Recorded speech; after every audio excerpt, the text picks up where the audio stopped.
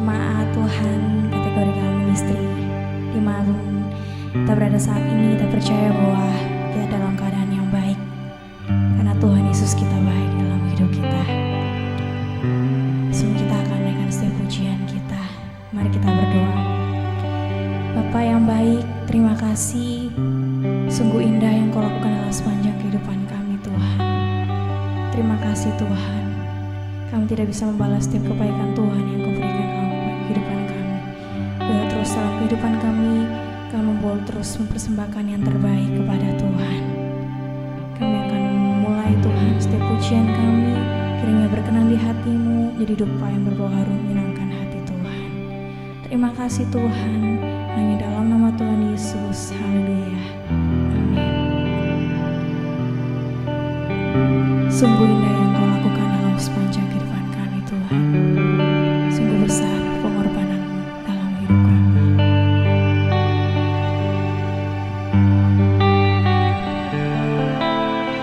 Kemanakah aku dapat pergi menjauhi roh-Mu yang suci, Kau sahabat.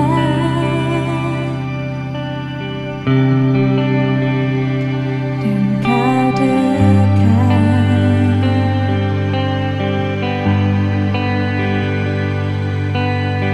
akan seluruh pengabdianku, tak bisa membalas kesetiaan-Mu, sungguh mulia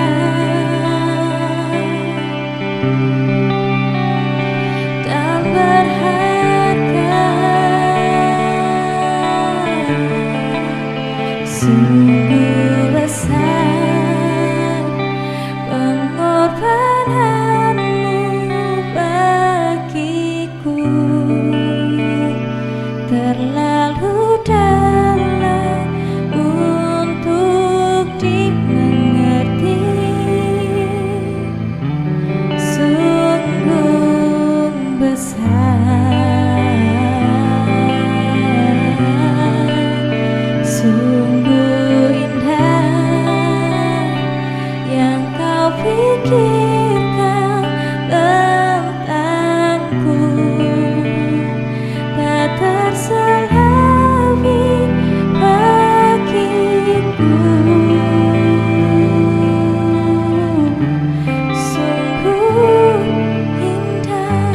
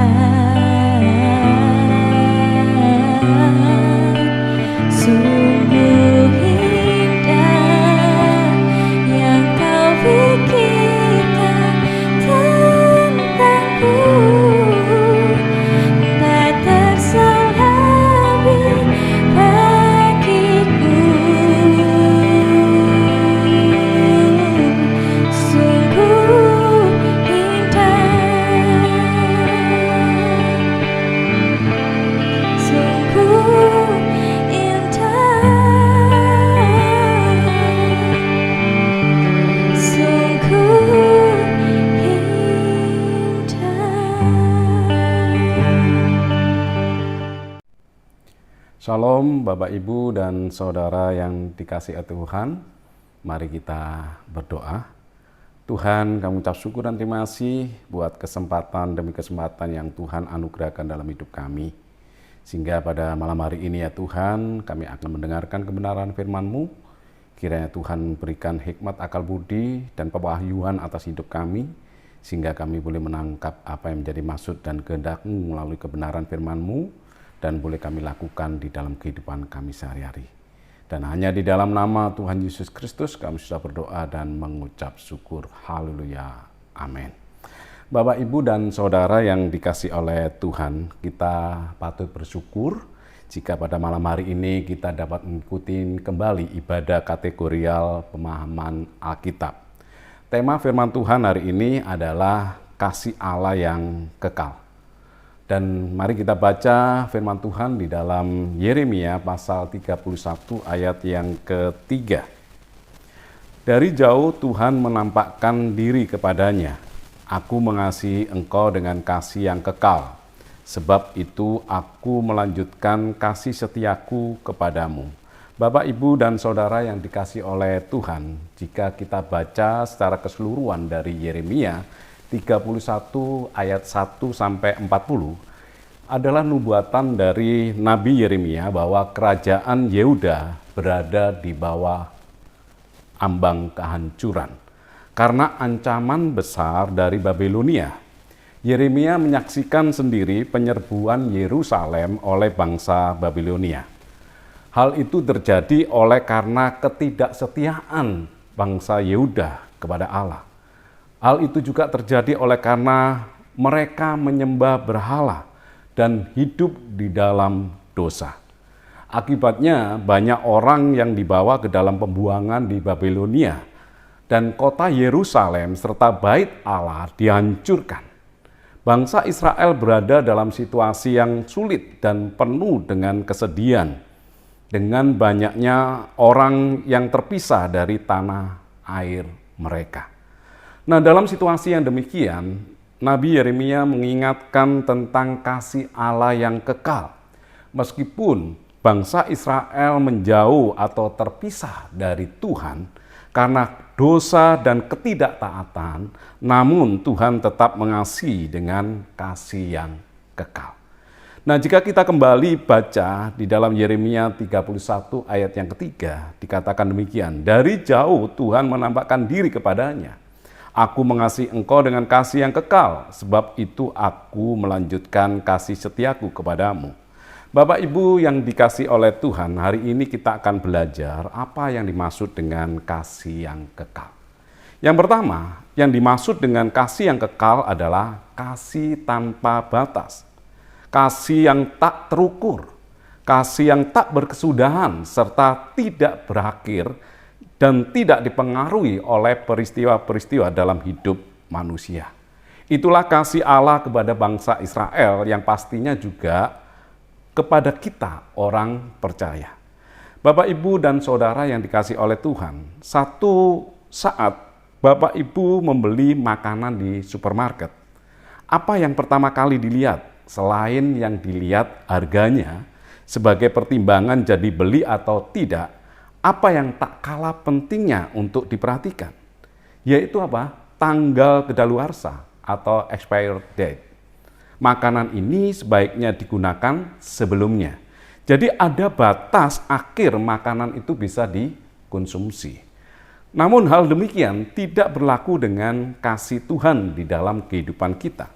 Tidak ada yang namanya kasih Tuhan yang kedaluarsa. Tidak ada yang namanya kasih Tuhan habis masanya. Sebab kasih Tuhan di dalam kehidupan kita tidak pernah berakhir. Kasih Tuhan itu akan kekal terus-menerus terjadi di dalam kehidupan kita. Namun demikian banyak orang Kristen meragukan akan kasih Allah. Di masa-masa sulit terjadi di dalam hidupnya, masalah, tekanan hidup, kekurangan, bahkan sakit yang diderita, mereka mempertanyakan di manakah kasih Allah. Apakah Allah tetap mengasihi?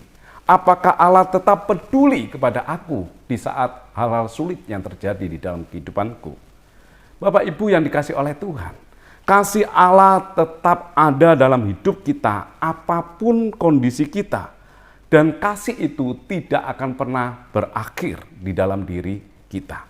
Allah tidak pernah menghentikan kasih-Nya dalam hidup kita. Sehingga kita tidak perlu khawatir, kita tidak perlu bimbang, kita tidak perlu takut. Kasih Tuhan itu tidak terbatas dan berlaku untuk seterusnya. Apapun kondisi kita, itu tidak akan menghalangi bahwa kasih Tuhan itu ada dan melimpah di dalam kehidupan kita. Bapak, Ibu, dan Saudara yang dikasihi oleh Tuhan, makna kedua yang dimaksud dengan kasih yang kekal adalah kasih tanpa syarat. Yang dimaksud dengan tanpa syarat adalah tanpa tuntutan atau permintaan yang harus dipenuhi, tanpa ketentuan atau peraturan atau petunjuk yang harus diindahkan dan dilakukan. Meskipun bangsa Israel saat itu tidak setia kepada Allah, menyembah berhala dan hidup di dalam dosa, namun Allah tetap menunjukkan kasih-Nya yang kekal. Itulah yang disebut dengan kasih tanpa syarat. Kasih tanpa syarat adalah kasih yang tidak mempertimbangkan keberadaan penerima kasih. Saat kita belanja di mall, mungkin kita pernah menjumpai barang-barang yang dijual dengan harga murah atau obral. Namun setelah kita mendekati barang tersebut, ternyata barang yang diobral itu ada syarat dan ketentuan yang berlaku. Jadi tidak otomatis barang itu diobral dengan harga yang murah. Tetapi ada ketentuan-ketentuan yang harus kita ikuti. Ada syarat-syarat yang harus kita penuhi. Bapak, Ibu, dan Saudara yang dikasihi oleh Tuhan, jika kita baca di dalam Roma pasal 5 ayat yang ke-8 dikatakan demikian. Akan tetapi Allah menunjukkan kasih-Nya kepada kita oleh karena Kristus telah mati untuk kita ketika kita masih berdosa. Kasih Allah dinyatakan kepada kita tidak melihat bagaimana keadaan kita saat ini. Allah mengasihi kita tidak menunggu untuk kita berubah dulu menjadi pribadi yang lebih baik. Tetapi Allah mengasihi kita sejak kita dalam dosa. Kasih itu dianugerahkan kepada kita, manusia, pada saat manusia itu masih berdosa. Itulah kasih Allah tanpa syarat. Bapak, Ibu, dan Saudara yang dikasihi oleh Tuhan, apapun keadaan kita saat ini, mungkin kita memandang diri tidak layak. Hidup kita sudah hancur oleh karena dosa yang kita lakukan. Tetapi firman Tuhan mengatakan, apapun keadaan kita tidak menghalangi bagi Allah untuk mengasihi kita. Marilah kita datang kepadanya dengan keberadaan kita saat ini. Apapun keadaan kita.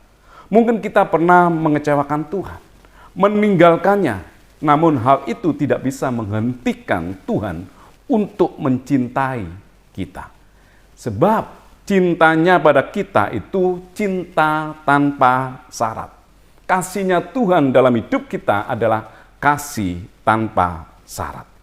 Marilah kita kembali kepada cinta sejatinya Tuhan, yaitu cinta tanpa syarat. Bapak, Ibu, dan Saudara yang dikasihi oleh Tuhan. Apa makna yang ketiga, kasih yang kekal itu? Makna yang ketiga tentang kasih yang kekal adalah kebaikan Tuhan itu tidak pernah berubah. Nah, jika kita baca kembali dalam Yeremia 31 ayat yang ketiga, dikatakan demikian. Dari jauh Tuhan menampakkan diri kepadanya. Aku mengasihi engkau dengan kasih yang kekal. Sebab itu aku akan melanjutkan kasih setiaku kepadamu. Nah, kalau kita perhatikan kata aku melanjutkan kasih setiaku kepadamu, hal ini menunjukkan bahwa kebaikan Tuhan itu tidak pernah selesai. Tidak pernah berhenti dalam hidup kita, tapi terus-menerus dan bersambung di dalam diri kita. Tidak ada alasan bagi Allah untuk menghentikan kasih-Nya dalam hidup kita.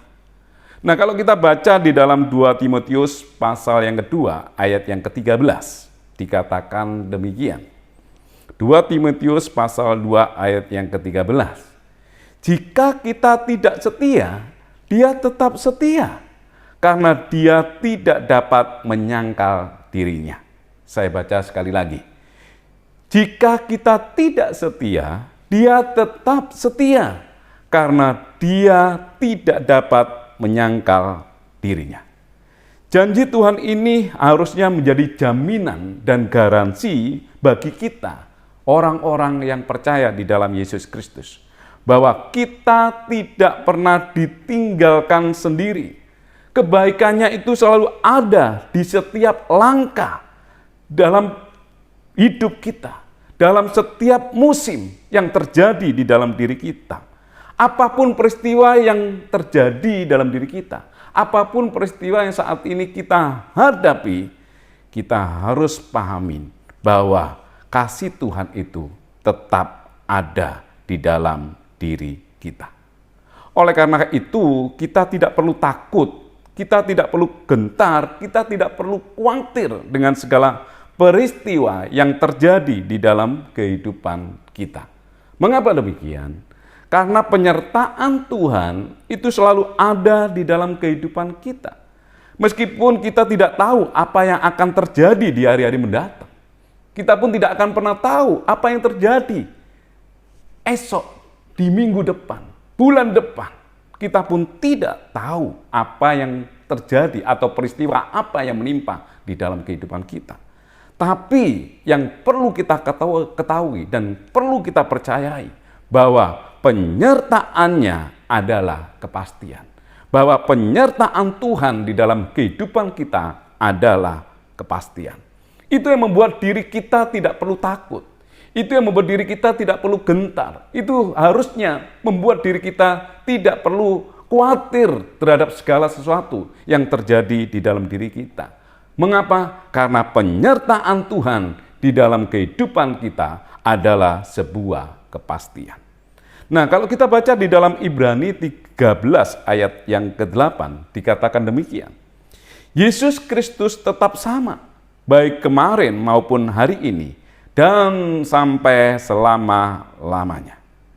Kebaikannya itu tetap sama, dulu, sekarang, hingga sampai selama-lamanya. Kalau kita menyembah Yesus yang tidak pernah berubah, dan tetap sama, baik dulu, sekarang, hingga sampai selama-lamanya, maka perlu kita yakini bahwa kebaikannya juga di dalam kehidupan kita itu tidak pernah berubah. Dulu, sekarang, hingga sampai selama-lamanya. Bahwa kebaikannya itu tetap kekal di dalam diri kita. Bahwa kebaikannya itu tetap ada di dalam hidup kita. Dan itu dinyatakan oleh karena penyertaannya selalu ada, dan itu adalah kepastian. Sehingga kita sebagai orang-orang yang percaya kepada Yesus, kita tidak perlu yang namanya khawatir ketika kita menghadapi kesulitan. Kita tidak perlu takut ketika ada masalah terjadi dalam diri kita. Di dalam masalah, di dalam tekanan hidup, di dalam kekurangan, apapun itu, kita yakin dan percaya bahwa penyertaan Tuhan itu selalu ada di dalam diri kita. Dan kiranya firman Tuhan yang kita dengar pada malam hari ini, itu boleh menguatkan kita dan meneguhkan kita bahwasanya kasih Allah itu kekal di dalam hidup kita. Amin. Tuhan Yesus memberkati. Mari kita berdoa. Tuhan, kami ucap syukur dan terima kasih ya Tuhan, buat kebenaran firman-Mu yang boleh kami dengar pada malam hari ini, yang mengajarkan kepada kami bahwa Engkau adalah Allah yang memiliki kasih yang kekal di dalam kehidupan kami. Itu adalah satu jaminan, itu adalah satu garansi ya Tuhan, untuk kami tetap mempercayai Engkau dalam segala situasi yang terjadi di dalam hidup kami. Meskipun kami tidak pernah tahu apa yang terjadi di depan kami, namun kami tahu bahwa Engkau adalah Allah yang sekali-kali tidak pernah meninggalkan kami. Yesus tetap sama, dulu, sekarang, hingga sampai selama-lamanya. Demikian juga kebaikan-Mu Tuhan di dalam kehidupan kami, itu tidak pernah berubah. Dulu, sekarang, hingga sampai selama-lamanya. Tanamkan itu di dalam kehidupan kami, sehingga kami selalu percaya dalam segala hal. Terima kasih ya Tuhan, buat kebenaran firman-Mu yang menguatkan kami, yang meneguhkan kami, dan untuk membawa diri kami selalu percaya kepada Engkau. Hanya di dalam nama Tuhan Yesus Kristus, kami sudah berdoa dan mengucap syukur. Haleluya. Amin.